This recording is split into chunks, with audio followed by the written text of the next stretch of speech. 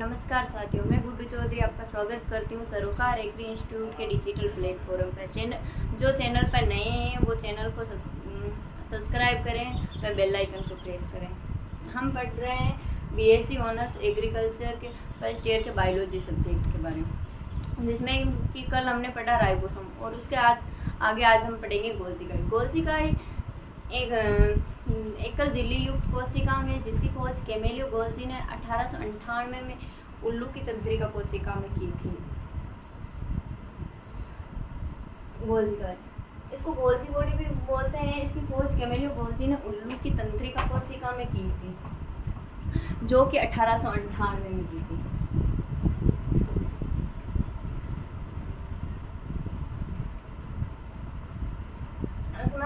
इसको अदर क्या नेम है, इसको डिक्टियोसोम पादपों में इसको डिक्टियोसोम प्लांट गोल्जी बॉडी भी बोलते हैं। इसको लिपिडोकॉन्ड्रिया भी बोलते हैं। इसके क्या क्या संगठन है, ये 3 प्रकार का हो, इसमें 3 प्रकार होते हैं, सिस्टर्नी, आमाशय और नलिकाएं। ये होती है, इनको सिस्टर्नी बोला जाता है।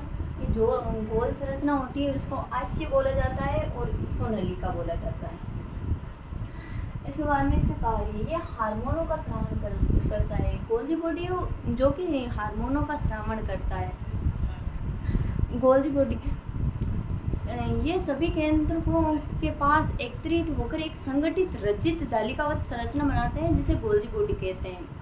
मतलब केंद्रक के पास इन तीनों संगठन, मतलब ये है ना, केंद्रक होता है, उसके पास में एक रचित जालिकावत संरचना बनाते हैं, इसे ही गोल्जी बॉडी कहा जाता है। इसके बाद में ये सभी केंद्रों में बनाता है, जिसे गोल्जी बॉडी कहा जाता है। इसमें ये ऊपर वाली संरचना होती है, इसे ट्रांस या परिपक्व या अवतल सतह भी कहा जाता है। नीचे वाली सतह को शीर्ष सतह या निर्माणकारी सतह कहा जाता है, क्योंकि नीचे से और पट्टिकाएं बनती जाती है। गोल्जी बॉडी आसपास का सेक्टर जोन ऑफ एक्सप्लोजिव विस्फोटक सेक्टर भी कहा जाता है। इसके बाद में गोल्जी बॉडी का बहुत सारी चपटी डिस्क आकार की थैली से मिलकर बनी होती है। जो गोल्जिकाएं होती है ना, ये बहुत सारी चपटी डिस्क आकार की थैली से मिलकर बनी होती है, और इन थैलियों का जो आकार होता है वो होता है 0.5 माइक्रोमीटर से 1.0 माइक्रोमीटर तक। मतलब इनका जो ये चपटी संरचनाएं होती है जिनका आकार है थैलीनुमा, वो इनका मोटाई होती है वो 0.5 माइक्रोमीटर से 1 माइक्रोमीटर तक होती है, और ये एक दूसरे के समांतर ढेर के रूप में मिलती, जिन्हें जालिकाएं बोलते हैं। जो ये चपटी संरचनाएं होती है,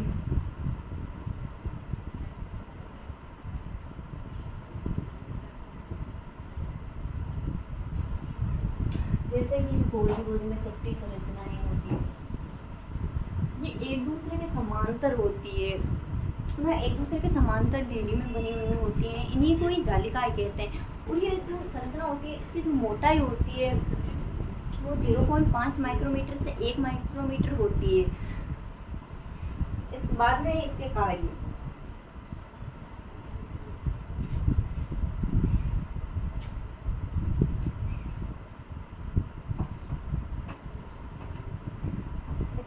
ये वसा में प्रोटीन को गोल्जी प्रोटीन में गोल्जी लिपिड में बदलने का कार्य करता है। मतलब जो गोल्जी बॉडी होता है वो वसा व प्रोटीन को, जैसे कि वसा को गोल्जी लिपिड व प्रोटीन को गोल्जी प्रोटीन में बदलने का कार्य करता है।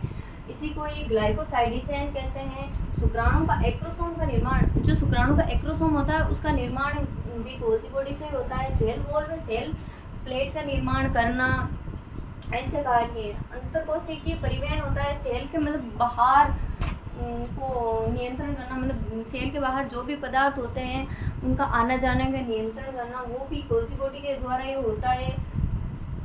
इसलिए इस गोल्जी बॉडी को ट्रैफिक पुलिस मैन एवं मिडिल मैन भी कहा जाता है।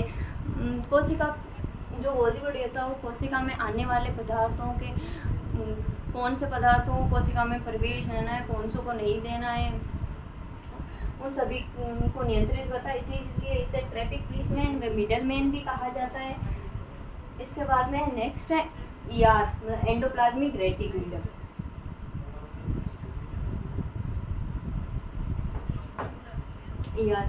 एंडोप्लाज्मिक रेटिकुलम इसे अंतर्पटलीय जालिका भी कहते हैं। इसकी खोज पोर्टर नामक वैज्ञानिक ने की थी, जिन्होंने 1955 में इसकी खोज की। यूकेरियोटिक कोशिका की कोशिका द्रव्य व कोशिका झिल्ली। यूकेरियोटिक कोशिका का जो कोशिका द्रव्य होता है उसमें कोशिका झिल्ली व केंद्र के मध्य जो अनियमित चपटी आपस में जुड़ी हुई नलिकाएं पाई जाती है, उनका एक जाल तंत्र बना होता है, उसी को ही ER कहते हैं। ER की खोज पोर्टर ने की थी, जो कि 1955 में की थी।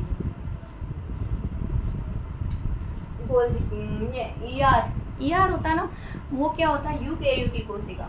जैसे कि ये एक यूकेरियोटिक कोशिका है, इसमें जो एक कोशिका द्रव्य पाया जाता है, इसमें केंद्रक वे ये इसकी झिल्ली, केंद्रक इसकी झिल्ली, जो बाहर की झिल्ली होती है कोशिका के अंदर कोशिका द्रव्य पाया जाता है।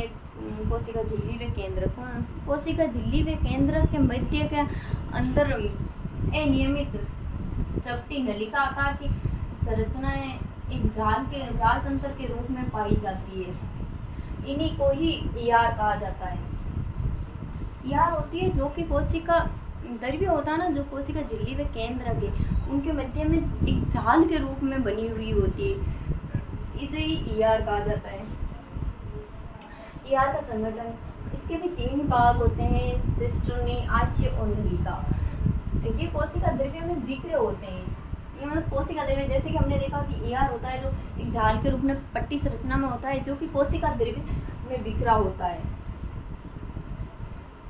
इसके बाद में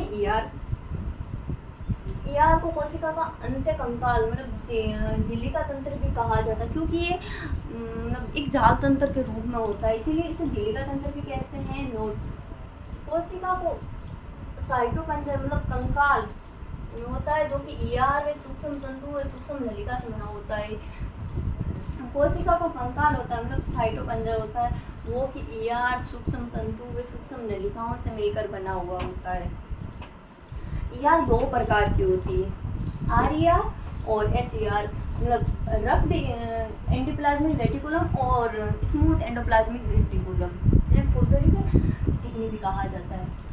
जो ये खुरदरी एंडोप्लाज्मिक रेटिकुलम होती है, उसके ऊपर जो ये छोटी छोटी दानेदार संरचनाएं पाई जाती है, ये राइबोसोम होते हैं।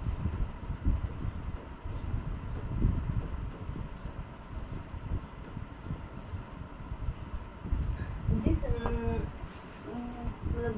ER के ऊपर राइबोसोम पाए जाते हैं उसे खुरदरी एंडोप्लाज्मिक रेटिकुलम कहा जाता है, और जिसके ऊपर राइबोसोम नहीं पाए जाते हैं उसे चिकनी एंडोप्लाज्मिक रेटिकुलम कहा जाता है। इसके सतह पर राइबोसोम होते हैं। जो RER होती है राइबोसोम होते हैं, इसलिए इसे खुरदरी कहा जाता है, और SER की सतह पर राइबोसोम नहीं पाए जाते हैं।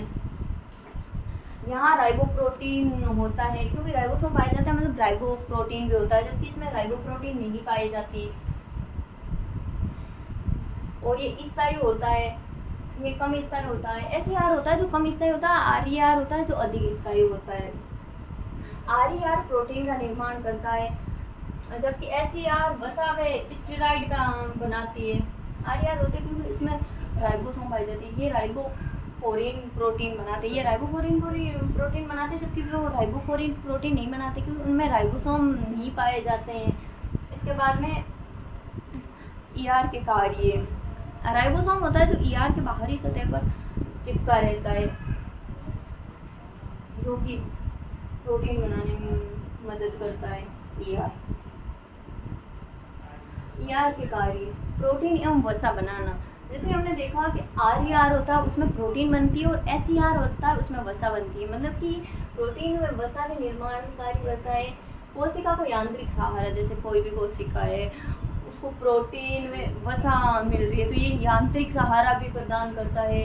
और गोल्जी बॉडी बनाना व कोशिका की सहायता से लाइसोसोम बनाना, ये ER होता है वही गोल्जी बॉडी बनाता है, और गोल्जी बॉडी की सहायता से ही वह लाइसोसोम बनाता है। ईआर की मदद से गोल्जी बॉडी गोल्जी काय बनता है, गोल्जी काय से ही लाइसोसोम बनता है। समाज में केंद्र झिल्ली का निर्माण करता है जो कि एसईआर प्रकार की एंडोप्लाज्मिक रेटिकुलम है वो करती है। प्रदूषण एवं ड्रग्स के विषैलेपन को कम करता है। ईआर होता है जो कि प्रदूषण एवं ड्रग्स के विषैलेपन को, जैसे कि अपन सांस लेते हैं तो शरीर में प्रदूषण से धुआं भी जाता है, तो उससे होने वाली हानि को कम करता है, वो ईआर होता है। अंत्यकोशिकीय परिव्यय कोशिका के अंदर का नियंत्रण करता है, मतलब कोशिका के अंदर जो पदार्थ पाए जाते हैं उनके परिवहन को नियंत्रित करने का काम होता है जो कि ईआर करता है। और कोशिका के बाहर के पदार्थों के नियंत्रण का कार्य जो कि गोल्जी बॉडी करते हैं, इसीलिए उसको ट्रैफिक पुलिसमैन भी कहा जाता है और मिडल मैन भी कहा जाता है। उसके बाद में नेक्स्ट है लाइसोसोम। लाइसोसोम मतलब उसको लेनकाय भी कहा जाता है, इसे आत्मघात की थैली भी कहा जाता है। आत्मघात की थैली क्योंकि ये स्वयं को ही नष्ट कर लेती है।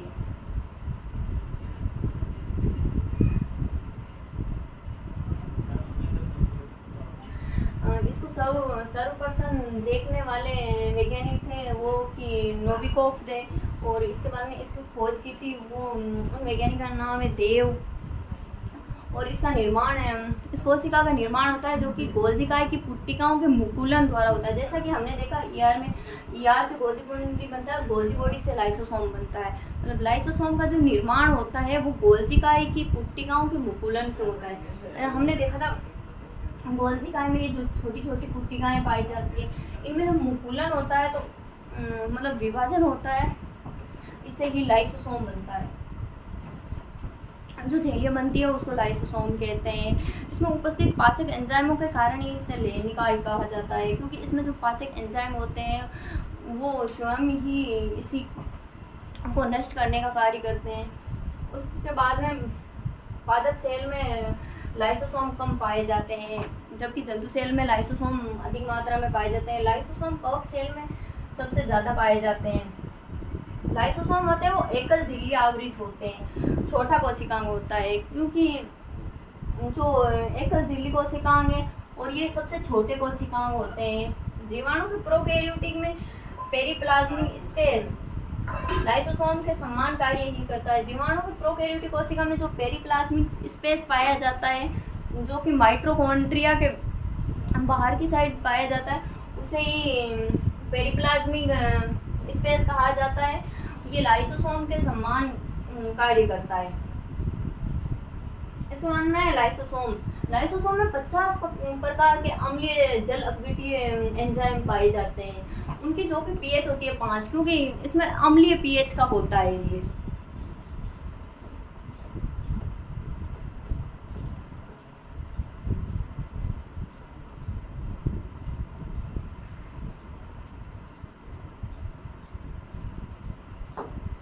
इसके बाद में लाइसोसोम के प्रकार, प्राथमिक लाइसोसोम, द्वितीयक लाइसोसोम, तृतीयक लाइसोसोम और सर्वभक्षी लाइसोसोम। जो प्राथमिक लाइसोसोम जिसे निष्क्रिय लाइसोसोम भी कहा जाता है, इसमें निष्क्रिय एंजाइम भरे होते हैं। ये नवनिर्मित लाइसोसोम होते हैं। ये वे लाइसोसोम होते हैं जो निष्क्रिय मतलब किसी भी कार्य में अपना भाग नहीं लेते हैं। ये नवनिर्मित लाइसोसोम होते हैं जिनका निर्माण थोड़े समय पहले ही हुआ होता है। द्वितीयक लाइसोसोम, इन्हें पाचक लाइसोसोम भी कहा जाता है। इसमें पाचक एंजाइम पाए जाते हैं, मतलब जो कि पचाने का कार्य करते हैं, वो द्वितीयक लाइसोसोम में ही पाए जाते हैं, इसीलिए इसे पाचक लाइसोसोम भी कहा जाता है। इसके बाद में तृतीयक लाइसोसोम, इसे अवशेषी लाइसोसोम भी कहा जाता है, जो अपशिष्ट पदार्थों भरे होते हैं। तृतीयक लाइसोसोम होता है जो कि अपशिष्ट पदार्थों से भरा होता और ये अपशिष्ट पदार्थों का ही पाचन करता है। उसके बाद में चौथा स्वभक्षी लाइसोसोम। स्वभक्षी मतलब स्वयं की पचित या मृत कोशिकाओं से भरे हुए होते हैं। ये स्वभक्षी लाइसोसोम है, यही स्वयं की कोशिकाओं का भक्षण करता है। इसके बाद में लाइसोसोम के कार्य। लाइसोसोम 4 प्रकार का होता है, स्वपाचन, परपाचन और स्वलयन व क्राइनोफेगी। स्वपाचन होता है ये स्वयं के पचित भोजन या मृत कोशिकाओं का पाचन करता है। परपाचित होता है जो दूसरे बाहरी पदार्थ होते हैं उनका पाचन करने का कार्य करता है। उसके बाद में स्वलयन, ये स्वयं की जीवित कोशिकाओं का पाचन करता है। स्वलयन में इसमें वे एंजाइम आते हैं जो स्वयं की कोशिका, जो कि जीवित कोशिका होती है, उनका भी पाचन कर लेते हैं।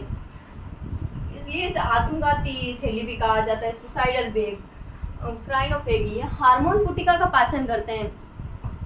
इसके बाद में स्टेबलाइजी से स्थायित्व भी कहते हैं। इसमें दो भाग होते हैं, कोलेस्ट्रॉल और क्लोरोक्विनोन। उसके बाद में लेबिलाइजर, जो कि कमजोर करने का कार्य करते हैं। इसमें आते हैं विटामिन ए, डी, ई, के, जो कि प्रोजेस्टेरोन और एस्टेरोन के अंदर पाए जाते हैं।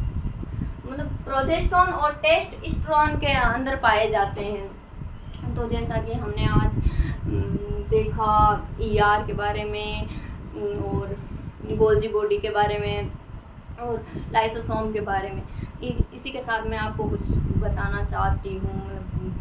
जैसे कि रख हौसला वो मंजर भी आएगा, प्यासे के पास चलकर समंदर भी आएगा, थक कर ना बैठ ए मंजिल के मुसाफिर, मंजिल भी मिलेगी और मिलने का मज़ा भी आएगा। Thank you.